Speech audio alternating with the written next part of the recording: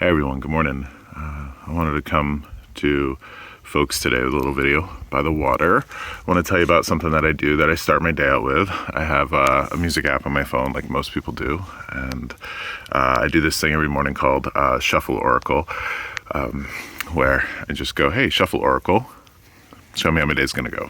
And it's weird, like the songs that my phone will play at me in terms of like what I have going on. This morning, the song that was played to me was Etta James' Cry Me a River. And knowing that I woke up to a world where 19 babies were murdered in Texas, I can completely understand why that would be. That's also one of the reasons why you're going to see me wearing Care Bear sunglasses, because if I live in a world where 19 babies get shot in a school, I'm going to buy a pair of sunglasses that give me joy every time I see them. Right? We do what we can.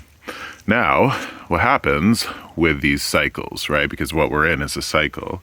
And there's a reason why I'm coming to folks with this video, because I want folks to kind of wrap their head around some things that they might not be considering. And please remember, I'm a medium, I'm a psychic, I talk to the dead, I talk to greater spirits.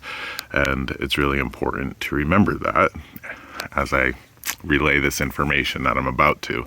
The other thing is that I would remember one of the things I pride myself on is no bullshit.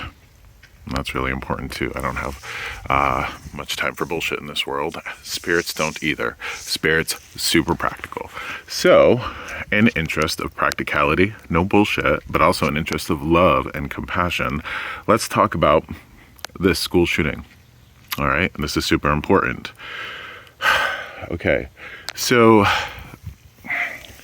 something that I've recently sat with, and this happens over and over and over again. Past couple of weeks, we've seen stuff around the Roe v. Wade, the Supreme Court, all of that. And one of the things that frustrates me around social media and the community that we find there is that a lot of people will use those things in ways to blow up steam, but instead of contributing to any sort of solution, because they find it a place to blow off steam, they end up contributing to the overall clamor of the bullshit and the awfulness. Inadvertently, nobody really means to do this, right? I see so many people talk about things that need to be better. So many people have political aspirations and virtues, and a great many people virtue signal. And if I do that here, I don't mean to, because virtue signal is something where people kind of set up on a soapbox, feel like they're better or know better than other people. And I don't ever want to do that, because if I identify a problem, I want to identify a solution. And that's something that I'm hopefully doing here today, identifying a solution. And I'm hoping that something in this cycle that I'm seeing people go through stops. We find social media a place to be an outlet, right, for support. Some people find it a place for attention, right? Some people find it a place where they feel like they can add to the conversation. And that's hopefully what I do here. Add to the conversation. What I want to add is this, and this is going to be hard for a lot of people to hear. Remember, no bullshit. If you have political aspirations, you are posting about change or policy or any of these things that we absolutely should be worried about and we should absolutely be participating in. Bottom line, if you can't name your state representative and you're posting about politics on social media from a performative or a virtue signaling place, you're a hypocrite. And what's awful about this, and I hope people can hear this, what's awful about this, as you are caught up in this cycle of these performative social media posts that don't do anything, right? They let you blow off a little bit of steam. They add to the overall noise and clamor and negativity. Do they accomplish anything? No. Whether it's guns, whether it's mental health, whether it's abortion, whether it's reproductive rights, whether it's gay rights, whether it's anything like that, let's put it down to this. We have people that want brown paper bags. We have people that want plastic grocery bags. If all you're doing is spending your time bitching on social media about how much we should have paper bags, not doing anything to stop the plastic bags, the people who want plastic bags, who are benefiting from plastic bags, that know the systems, that want you to be distracted, they're really happy that you're doing that. They're really happy that you're doing that. And I don't want to talk conspiracies or anything, but if you are not taking your energy and applying it in a practical way, you're playing into the hands of the people that you're fighting against. And, you know, I'm not one of these people that are all thoughts and prayers, because it really bothers me to see people go thoughts and prayers, and they don't stop to pray. They just like the performative virtue signaling. Oh, I'm giving you my thoughts and prayers. I don't like that. I'm seeing people going policy and change. And I hope the people that are talking about policy and change can name their state representatives, because we need to have a basic understanding of what we can do. Let's talk about spirit, right? Spirit is very practical. Why are the dead practical? The dead are practical because they spent lives being impractical around stuff that they should have been more practical about, and regretted the time they wasted. That's huge.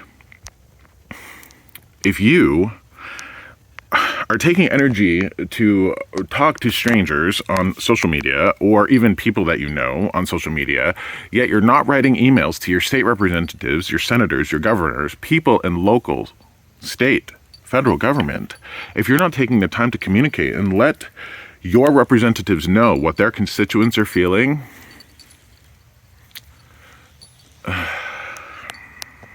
you're playing into somebody's hand, right?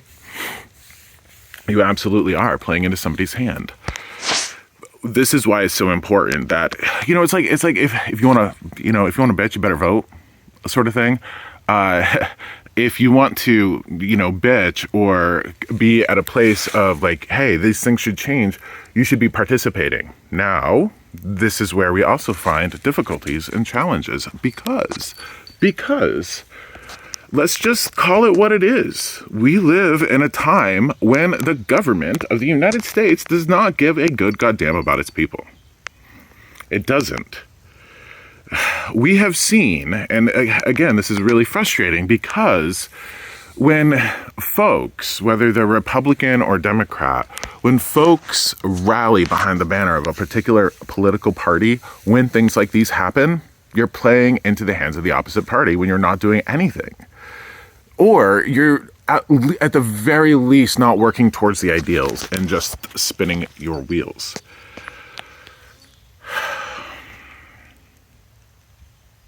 This is tough. It really is tough, because, again, we're faced with problems. And now, because I don't like to be a person that says, hey, here's problems, let's just stand around and bitch about it, let's actually talk about solutions, right? So, from a government perspective, are you interacting with your local, your state, your federal representatives? Can you name them? Do you have their email addresses? Are you emailing them? Are you in communication with them to at least make sure that your corner of the world is represented? And that's really important, right? So now we do what we can in that, right? So we do what we can in terms of participating in the government as much as we can. But we acknowledge that government doesn't really have our best interest. Not really. I mean, you can pretend that they do, but do they? No. I mean, we have seen Democratic presidents, Democratic controlled Senates, and Democratic controlled Houses all not do much, right? I do not get behind the banner of a particular political party thinking that they have my best interest in mind. I'm not going to rally around that. And this is really, really important. Really, really important for our mental, spiritual, emotional well-being, as well as how we move forward as a society. Now, I work with the dead, and the dead, very practical.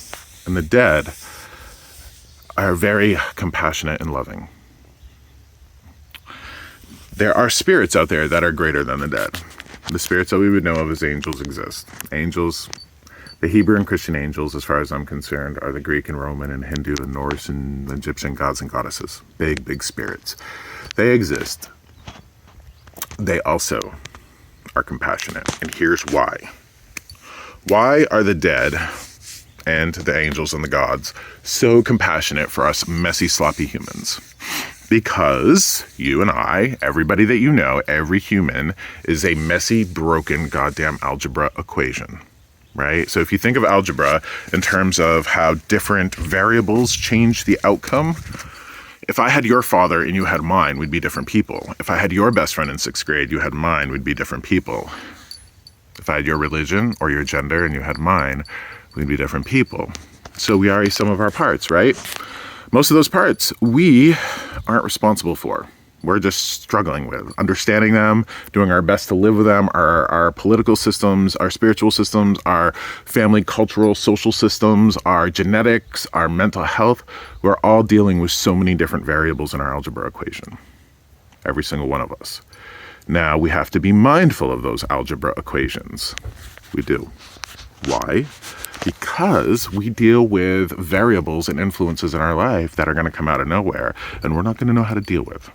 For instance, this morning with Shuffle Oracle, when I heard Cry Me a River, this is what I did, and my husband had issues with this. I had a dance party. I'm here at the water. I got up and I turned on dance music, upbeat, happy music, because I understood not only the horror of these children dying, were going to be a very poor and awful influence in my ability to maintain balance throughout the course of the day. I knew that it was going to affect a lot of people around me, and that was going to affect me. So I needed to, boost my mood a little bit. I needed to have a dance party, and I needed to understand the big general equation of which I'm a part and add an influence, add a variable into it that was going to help me interact with all the other stuff that I was about to interact with. And that's why I'm doing this video, right? I'm hoping that this video and my time here can become a variable in your equation today to help you understand. It's really important to interact skillfully with social media. And yes, we do have to kind of yell into the void, right, for support. Yet, we're going to find that we're either preaching to the choir or we're preaching to the deaf. Because here's why. There's not a single human being, there's not a single American that you can identify, right, left, center, Republican, Democrat, Independent, anybody. There's nobody that you're going to identify in America that's like, yeah, things are okay. Nobody is going to say things are okay, right? Around social stuff, around economic stuff, around anything. Nobody is going to say this. Nobody. So when we talk about policy and change, right? Yeah, everybody wants policy and change. Now we deal with governments that really make it difficult to create policy and change. So when we deal with the government as a big variable in our equation, and we're a part of that big equation that's really not going to do much outside of what we can do, email, vote, talk, right? All of that stuff, make our voice known. If we're not interacting skillfully with that big variable of the government and understanding that it does not have our best interest in mind, and we keep going, oh, Democrat, Democrat, Democrat, Republican, Republican, Republican, all of that, we're just going to keep spinning our wheels and repeating these cycles. We do what we can on that federal level, that global level. We do what we can on a local level. Now, your anger, your frustration, as rightfully you should have it, is it possible for you to take that anger and that frustration and turn it into something that can actually transform something into something useful? For instance, the state of Vermont and the state of New Hampshire have drastically different governments. They do. If you're a member of the state of New Hampshire and you're angry at this, as rightfully well you should be, it's vitally important that if you're going to spend your time beating your chest and clutching your pearls and bitching on social media, maybe you could do so by passing around the information of your state representatives. That's pretty important. So, that compassion, that we have for ourselves, because we're dealing with those variables in our equation that, we don't really understand and we're doing our best with. We got to understand how we become a variable in other people's equations by the stuff that we're kind of vomiting out into the world. And that's not to say don't bitch and complain, because we got to bitch and complain. But let's think about what we can build on top of that bitching, right? And sometimes we got to break shit down to build it up. Remember, practicality. What can you do? How can you put your hands on it? Because these things are going to happen and happen and happen. We're going to see the president. We're going to see all these government officials. We're going to say, oh, yeah, things should change. Yeah, things should change. Yeah, absolutely, things should change.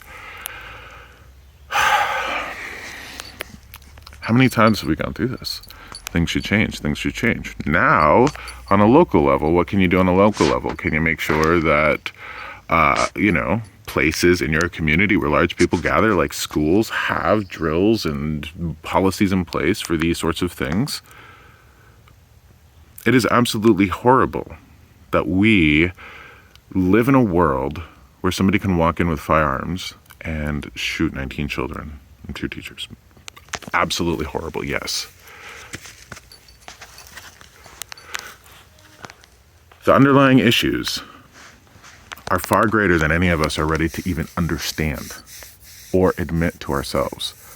Because we have these issues with firearms, yes, but nobody wants to talk about the world that those children are going to grow up into. Those children, if they were to survive, they would have grown up into a world most likely addicted and fed TikTok, Instagram, Snapchat, Facebook, social media, all of these images, media in general, about who they should be and what they should be. Nobody wants to talk about the world that kids are growing up in that sets them up to fail with incredible mental health challenges from the get-go. You want to talk about 8-year-olds, 9-year-olds having Instagram and cell phones and all of that and what that's doing? We need to be having those conversations too. We can't just be pounding our chests and clutching our pearls and hopping up on soapboxes and talking about guns when they go off. Hopefully we can do something substantially in our communities, in our systems, in our society that addresses these mental health issues. What can we do? What can we put our hands on? What can we change? And if we can't change it, how can we live with it? How can we nurture ourselves and take care of ourselves while we deal with it? And how can we nurture those around us while they deal with those things that we can't change? That's practicality, and that's super important for all of us to remember. Thank you for listening to my rambling. I've almost gone on for 20 minutes. I just hope that this has helped people understand that take that anger, take that frustration that you should be feeling and do something with it, instead of feeding into this endless loop of we got to do something, we got to do something, we got to do something, we got to do something, we got to change. You know how many people I say, oh yeah, we need change, and they're actually literally not doing anything to change anything. That's hugely frustrating. Not for me. Well, it is frustrating for me, but it's frustrating for me to watch people go through those cycles, and it's frustrating for me to watch a world where people are stuck in these loops of no change, no change, no change, but they want it. And they're frustrating because these things aren't going to change if all we do is talk about it. So who are your state representatives? Are you in contact with them? What are your systems in place in the places where you work, in your churches, in your schools, and all of this? Do you have these policies? Do people know what's going on? What's the mental health of your family? What's the mental health of your community? What's the mental health of your children that are using these devices and social media? We have so much to worry about. And yet we have so much that we can do because we love one another and we're all powerful people. And that's why I have faith. Take that fire, take that anger that you're feeling, light up the world in a good way. That's all I got for you. Be well. Take care of yourselves. Love you.